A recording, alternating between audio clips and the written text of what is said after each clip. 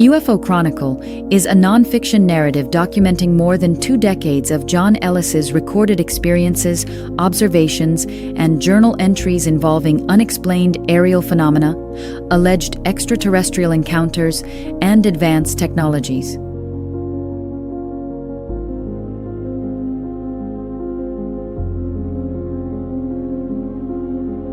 Throughout this series, he recounts events as he experienced them, presenting them as faithfully as possible from his memories, records, and personal documentation. Many of the scenes presented depict experiences that are extraordinarily difficult to communicate through words alone.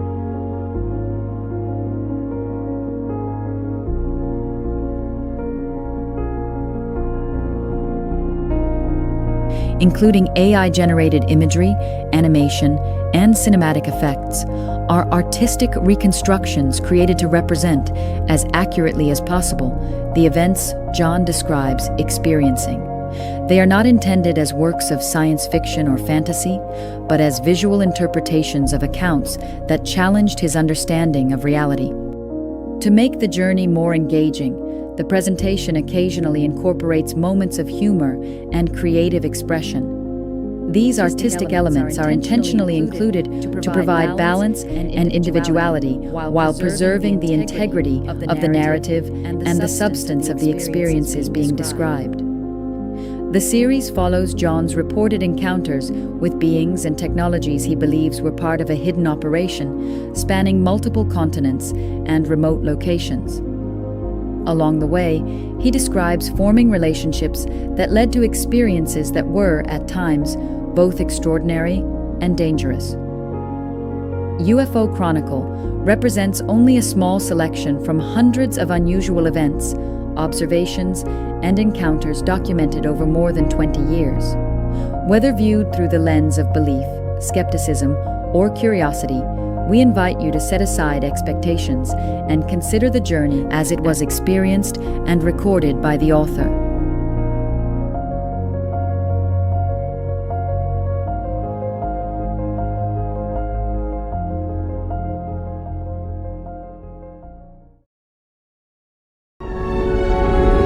We have found it.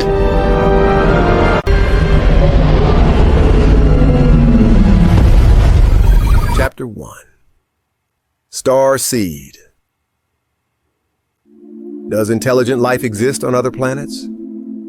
All my life I've wanted to know. The secret knowledge of the universe?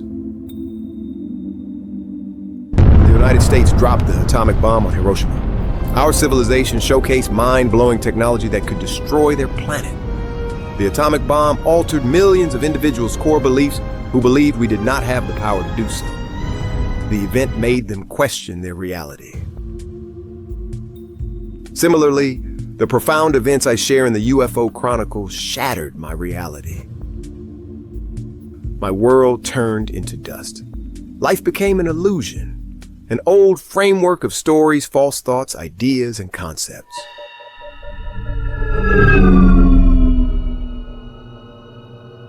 As humanity stays busy with day-to-day living, who will believe this world is being watched closely by bits of intelligence greater than humans?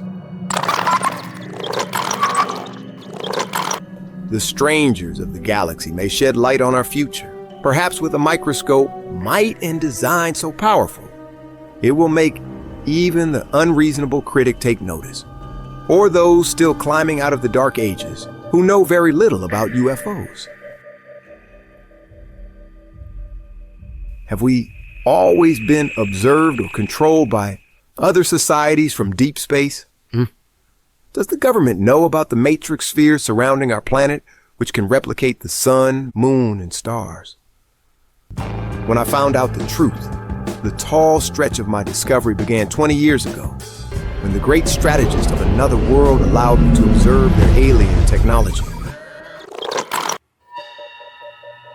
Starting in the early 2000s, I routinely kept a journal of my extraterrestrial contacts and the details of their demonstrations using the stars, sun, moon, atmosphere, and UFOs. UFO Chronicles shares details of how I learned about the great secrets of an alien universe present on Earth and cultivated a unique and priceless relationship with extraterrestrials. UFO Chronicle highlights only a portion of my journal entries and experiences to display the timeline of events and discoveries you will read about. I've experienced far more than what I am sharing, but I would like to keep some incidents private, and others may be redundant. Who am I? My name is John Ellis III. I was born in Berkeley, California, on October 31st, 1970, on Halloween.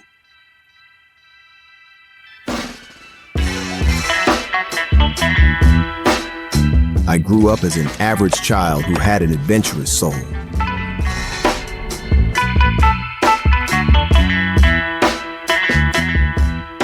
My beautiful mother did her best to help me survive while raising 3 children alone. If not for her, I would have been locked up in jail or dead before I was 16.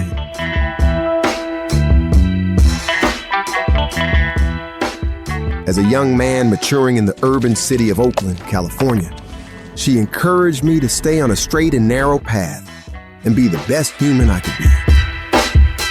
She reminded me that inner city life overflows with adversity, which could lead countless kids to dead-end roads and costly mistakes. Gangs, housing projects, street violence, and poverty are just a few of the significant challenges that millions of bright youths endure growing up while attempting to create positive life experiences.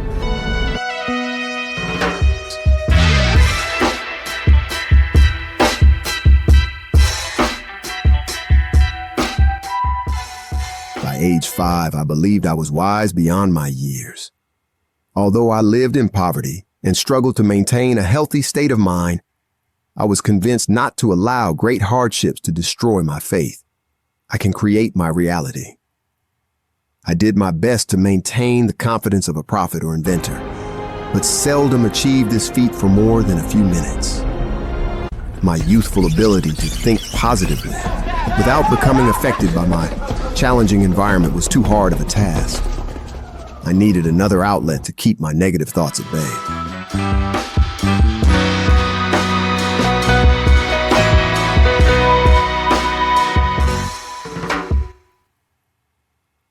Soon, I carved out an interest that would never desert me. I wanted to learn everything about space travel and our galaxy as much as astronauts, astronomers, and beyond. My curiosity about the world went far beyond the standard curriculum taught in school or gossip around my neighborhood.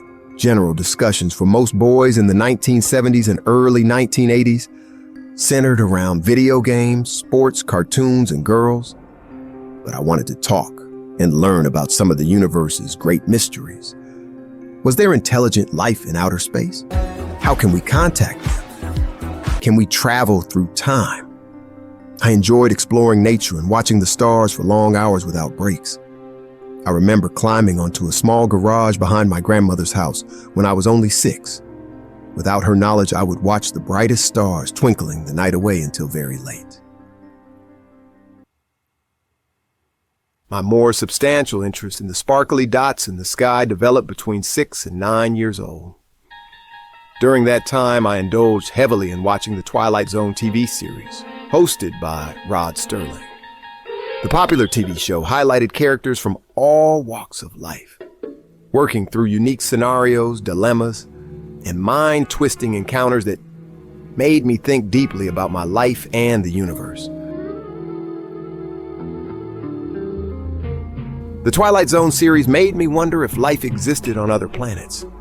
There was a significant emphasis on parallel realities. Much like Earth, space and science fiction were common subjects on the TV program, which felt natural to ponder.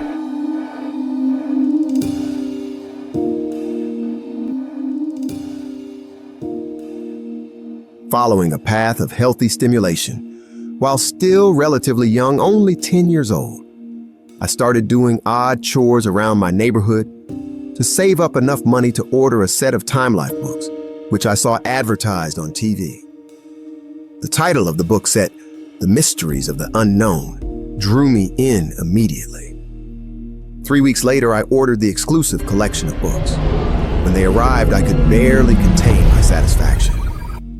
Inside the set of books, I fell in love with the subjects of Einstein's theory of relativity, the pyramids of Egypt, mind over matter, psychic powers, the UFO phenomenon, and other intriguing topics that fascinated me. After reading only a few chapters of each book, I began asking serious questions to myself about planet Earth and space travel with a mature and analytical mind. To help me pull these answers into existence, I prayed daily as a serious Muslim until I was about 16 years old. One of my prayers was, God, I want to invent a time machine to help the world become a better place. Going back in time, I can prevent murders, wars, and tragedies before they occur. The dramatic changes will hopefully lift the spirits of the inner cities that I live in, which will affect my family. My prayers and aspirations led me to learn more methods for creating a rewarding future, perfectly designed to help me experience what you will learn from my documented accounts. However, my religion began to clash with many new perceptions and beliefs I learned in metaphysical books in daily life.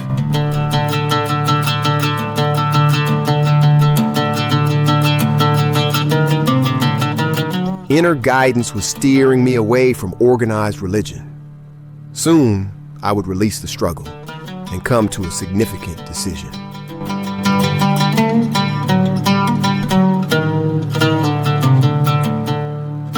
Right or wrong, I wanted to live my life as I saw fit, and based on what I felt in my heart and mind was right. I would also follow the wisdom I gained as I grew older and experienced more in life's journey.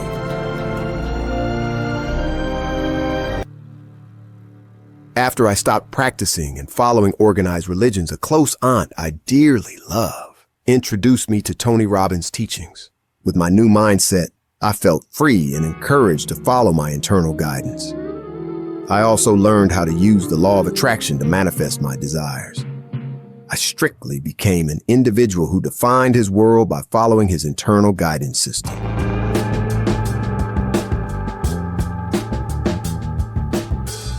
What led to my first contact?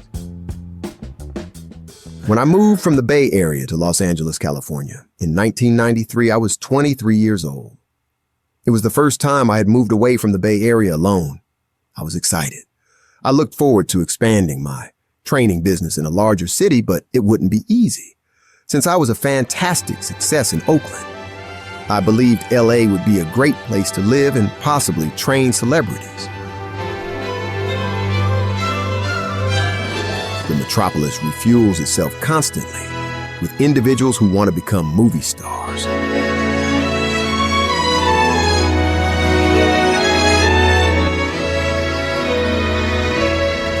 Almost everybody there wants to look like a famous movie icon or model. Unfortunately, many actors and models needed a regular 9-to-5 job to pay their bills. Many struggling actors and actresses worked as full-time fitness trainers while auditioning to become movie stars. Trainers are a dime a dozen in Los Angeles, so it was tough to find work. I was barely making enough money to eat 2 meals a day. I had to learn the importance of maintaining my confidence, no matter how hard I struggled to build my business. The move to LA made me grow further into manhood. I had plenty of time on my hands with very little work. That's when a good friend and roommate encouraged me to learn about the healing arts. Jeff's dedication to improving his body, mind, and spirit greatly influenced me to do the same. He understood many universal laws that were foreign to me. He became my first teacher of metaphysics, qigong, meditation, and yoga. These invaluable tools helped me create my first contact with extraterrestrials years later.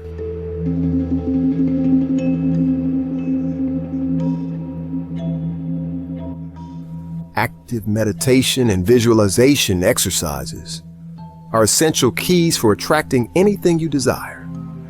I could not have composed UFO Chronicles if it weren't for these ancient teachings.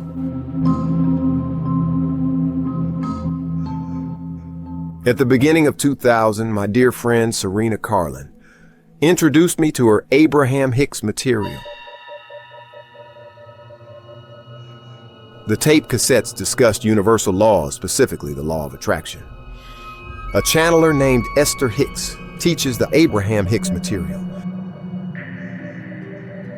In various societies, psychic abilities, telepathy, and channeling are, for the most part, considered unreliable sources for gaining knowledge and are more commonly viewed as being downright foolish. Most quickly dismiss anything that sounds too far-fetched outside what they have learned in schools and religious institutions.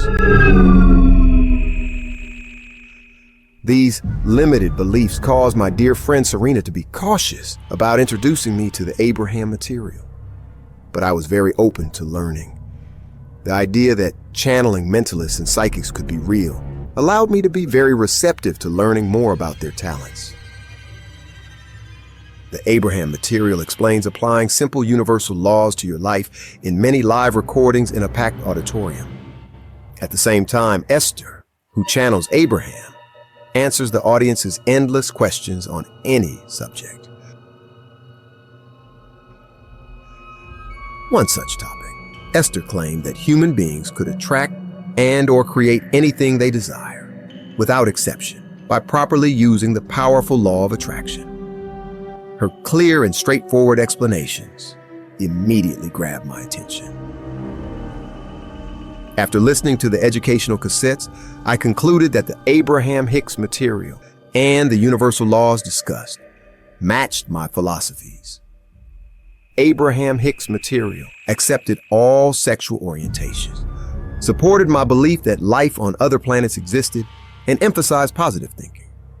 I had found my new religion. My mind expanded when I listened to the Abraham Hicks CDs on the law of attraction. The information bridged the gaps in understanding the universe. Now the question was, could these universal laws help me discover if intelligent life on other planets existed? Furthermore, how could I establish a method for communicating with intelligent beings? Since I was a young boy, I upheld the idea that societies from other planets existed and that thoughts could travel faster than the speed of light and across vast distances in space. Therefore, I believe humans could somehow learn to communicate with our distant space brothers and sisters with our mind. Soon, I discovered the truth.